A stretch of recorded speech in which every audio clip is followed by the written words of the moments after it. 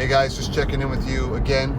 If you're like me, you've been reading a lot about the coronavirus, been thinking a lot about it, and if you're like me also, it's had an impact on your schedule.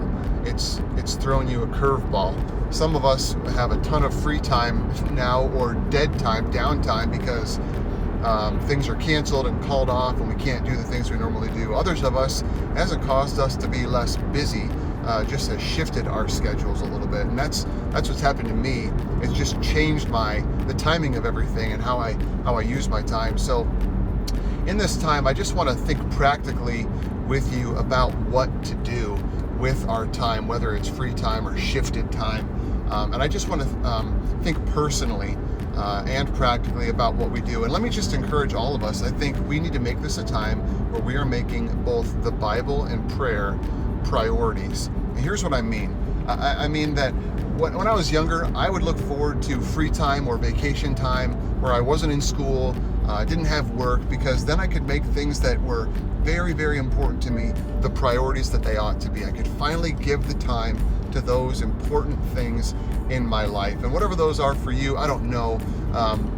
But if you're like me, then you look forward to those times when you can really capitalize on the moment to make the important things the actual priorities that you want them to be. And I think that we ought to devote ourselves to the Bible.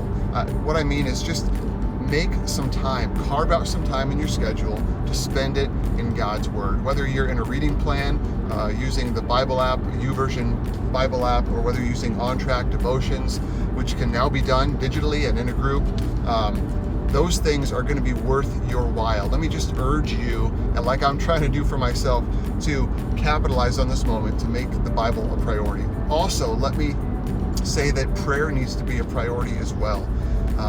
I'm challenged to think about this. Am I praying about what I'm worrying about? Am I praying about what I'm reading about? Am I praying about it as much as I'm reading about it? Am I praying about it as much as I'm worrying about it? And I know, just even listening to myself say those things, sometimes Christians can be blamed for being too simplistic. Just go to the Bible, just go to prayer. But I just want to encourage us that no investment we make in developing our intimacy with God is a waste of time.